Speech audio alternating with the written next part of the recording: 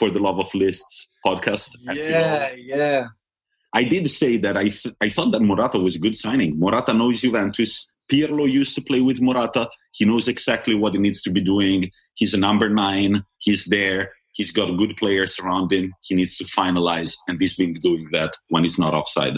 Yeah, so just for the listeners, one of the guys For the Love of List, when we were talking about kind of brainstorming ideas for his football nightmare, he's a Chelsea fan, and his idea was just the signing of Morata. So I think his opinion might be different to Juventus fans' opinions of Alvaro, but he seems to have got off to a good start. And quickly, because we really are running over on this one, let's go to Group H. I feel like we're forever talking about him, but we have to talk about Manchester United again.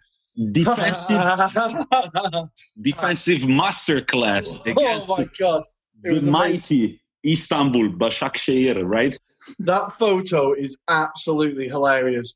If you've not seen it, how have you not seen it? But we've all the defensive line against Başakşehir was incredible. I mean, so this is another game that, of course, I didn't watch because I was watching the Juventus game. When I saw the replay, I had to just take a closer look. I was like, is it too many beers maybe? No, man, it felt like the 98th minute of a World Cup final where you're just like, we got to score a goal and goalkeeper's up. Let's go. Yeah, the goalkeeper's up. There was nobody defending. What happened? It was crazy. And that goal was so reminiscent of when Steven Gerrard slipped, because it was Demba Ba running from the halfway line, uncontested. What year is it? Is it 2013 again? What the hell's going on? I think you mean when Gerrard slipped, right? Yeah, that's what I said. When Gerrard. You said John Terry, no? No, I said Gerrard. All right, sorry. Listeners, you can get back to us on that one. But when Gerrard slipped, it was reminiscent of that. It was glorious to watch. That team, lovely throwback team. Demba Ba, Martin Skrtel in defence. United managed to claw one back through Martial, but then second half just couldn't break him down. More rumours now flying around that Pochettino has been contacted. I still don't think he has been. I think Woodward is actually probably quite happy to have Solskjaer there. I think he takes a lot of the heat away from him. So I think it's just paper talk, but we'll see. Hey, United fans, not a good week for you. Not a good week for you. The smile on Roy's face. And last night, we keep saying last night, but of course we're referring to Wednesday night. Wednesday night, RB Leipzig had their sweet Champions League revenge against PSG, whom they beat 2-1. Man, a player that I really, really like, Christophe Nkunku.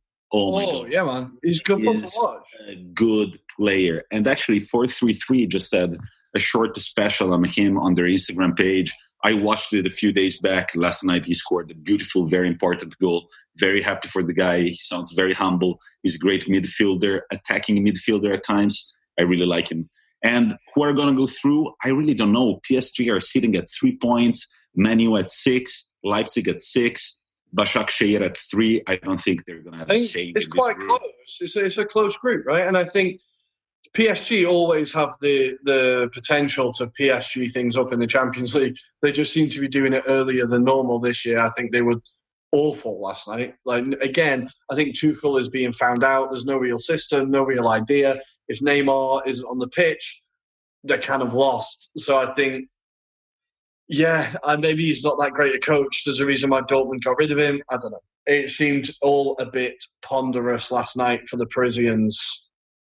And very quickly to wrap up our Euro review, in Serie A this weekend, the big games are Lazio against Juventus, Atalanta against Inter, and AC Milan against Verona. I say AC Milan-Verona because AC Milan are still killing it, thanks to their man, Zlatan Ibrahimovic, whom we are going to talk about in depth during our weekly topic session. Guys, also don't forget about Sassuolo. Currently sitting second in Serie A, they've just beat Napoli 2-0, and they play good football. What about the Premier League, Rory?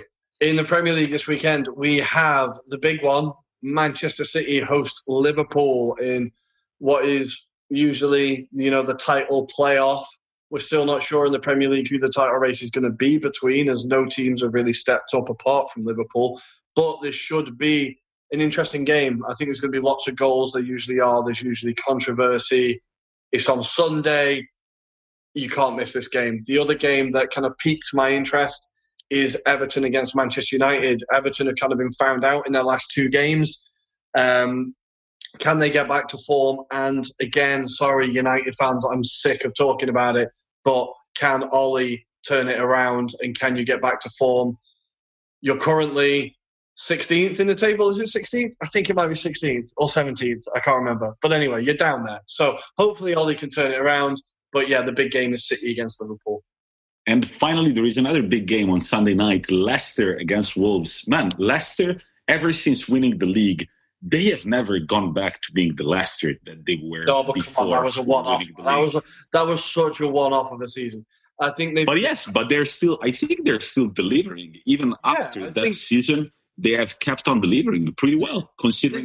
I think the achievement of Leicester is that they've managed to stay up there in the top 4, the top 6 every season. Like, it's an incredibly well-run club, and we can do a special on them at some point again, I'm sure. So, yeah, an exciting weekend. But now it's time for the quiz, Tommy.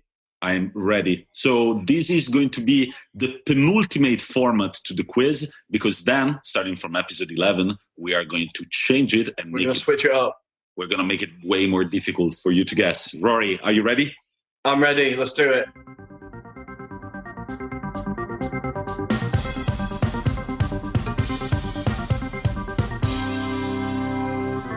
All right, and welcome back to the weekly quiz. So last week we had actually Tom, that during his West Ham bit, he actually had a trivia for our listeners. Who was the player who was on loan from Inter Milan to West Ham in 2010, 2011? And it was Victor Obinna. Yeah. I honestly had no recollection of that whatsoever.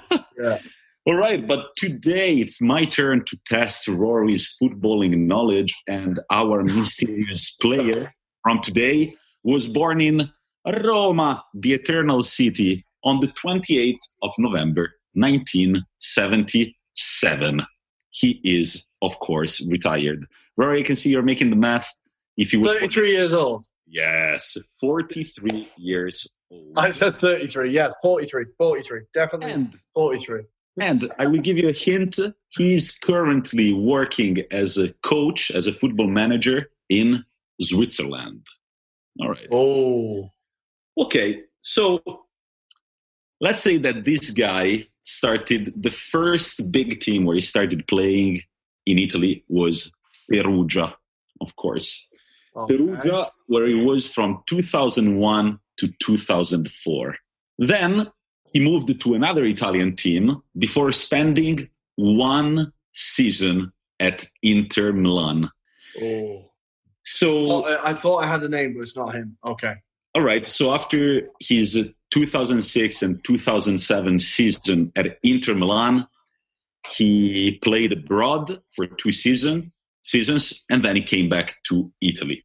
Now, some of the great players he's played with, listen up.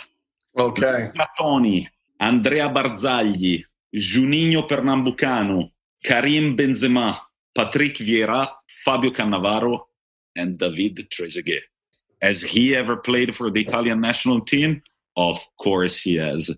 48 appearances and 4 goals. Okay, so he's Roman. He definitely played for Lyon. I'm going to call the Lyon shout with Juninho and Benzema. Good shout. Did Inter for a year, eh? There's a few names in my head, but I don't think they match. 4 goals in 48 caps. For Italy, exactly. Yeah. I would say probably a defender. Okay, right. I think maybe I have some names in my head. Listeners, get thinking. Remember, right? I know I am. One important detail is that it was at Inter Milan in 2006, 2007. Vital information. It is vital information. Guys, think about it, but right now it's time for our weekly topic. Excited, Rory? I'm pretty excited. The research has got me quite hyped. Let's do it. Let's do it. Rory might have told you that he has a clue who the mysterious player is, but he doesn't look that confident from the Zoom image that I see of him. Right, Rory? It's a stone-faced confidence, mate, and ice coolness that you're born with. But this is our weekly topic. And so picture this. AC Milan are tying the game 1-1 against Udinese over the weekend. And who could ever come to their rescue if not the one and only Zlatan Ibrahimovic? He later tweeted, "Why run when you can fly?" And I don't think my English is good enough to describe that goal. This 39-year-old man just climbs a ladder to the sky, and he doesn't really do a bicycle kick. He just touches the ball with his shin. All it needs to just go inside the net, make it 2-1, and AC Milan win the game. How is this possible at 39 years of age? That's why today we are going to talk about the ageless players in the beautiful game. How is that? Lucky few that time has no effect on. I can't say I'm part of that club, but these people, time seems to have no effect. This was a topic obviously inspired by Ibra's continued brilliance. I feel like this period of AC Milan's unbeaten run, more than the credit given to Pioli, in a few years' time, the credit is going to be given to Ibra. How he has turned around that club from where they were last season when he arrived, it's miraculous. It's miraculous. Absolutely. So Zlatan Ibrahimovic is the first ageless player on our list. I will be very honest. Right now, everybody's talking about both Cristiano Ronaldo and Zlatan Ibrahimovic, two vintage players just tearing the Serie A apart. You all saw Ronaldo's beautiful chip 1 minute after walking into the pitch. Juve were drawing the game 1-1 against La Spezia. Ronaldo comes in, beautiful through ball. He controls it perfectly and then just chips the goalkeeper. That was 1 minute since he walked in the game. That was beautiful. So everybody's talking about both Cristiano Ronaldo and Zlatan Ibrahimovic. But I got to say something. I've always found Cristiano Ronaldo to be a more exciting player. But right now, I feel like I'm experiencing a transition, and I will find myself turning on AC Milan games just because Ibrahimovic is playing and I want to witness history. Yup, I just said this is a big statement. This is a big statement. If you're enjoying Milan games, I know that if I miss an AC Milan game, I might be missing, for some reason, history being made during that game.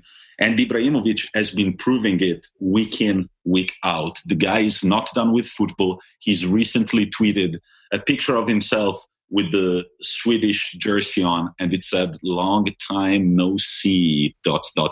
Oh, we all want one last dance. Can he have one last dance? I feel like that's the beauty of Zlatan throughout his career, is that he makes you want to watch the game that he's playing, right? That is what he does. All his goals are spectacular. He was never a player who relied on pace, right? He was never a player who relied on his fitness, I think. It was his strength. It was his acrobatics, his judo training, whatever it is, right? Taekwondo. Taekwondo, sorry. These are the things that made Zlatan, right? And I think this is why age won't make a massive difference to him. And now he can still do bicycle kicks. He can still hold off two defenders at a time. He's still the guy who has two of my all-time favourite goals. I think it was the back heel against Italy in one of the Euros, which was an incredible goal. And then, of course, the overhead kick from the halfway line against England, which is still one of the most ludicrous goals I've ever seen. I think that was the opening game of their new stadium in Sweden. And, of course, he scores a hat-trick. Like, the guy is just, I think, when I look back at whatever age of my football watching career, he will always be in the top 10 players that I enjoyed watching the most, I think. Absolutely. I totally agree with you. And I mean, when he had that brief spell at Manchester United and then he went to the MLS, I was like, man, I feel like Ibrahimovic has still got it. Like, this is not yet the time for him to make the move across the pond, but then he did. And then I was like, okay, well, he's steering the MLS apart now. It made sense for him to go there. But then he even knew, and his agent, Raiola, even knew that he still had it. He was like, all right, what is the team that needs me the most? And Raiola said, I believe it's AC Milan. I was like, well, I'm off to AC Milan next, yet again. Now, I heard a really interesting theory about this. I think it was Miguel Delaney, the great football journalist, who was talking about how, because he suffered quite a big ACL injury, Zlatan, I think, before he went out to America. And they were saying maybe he went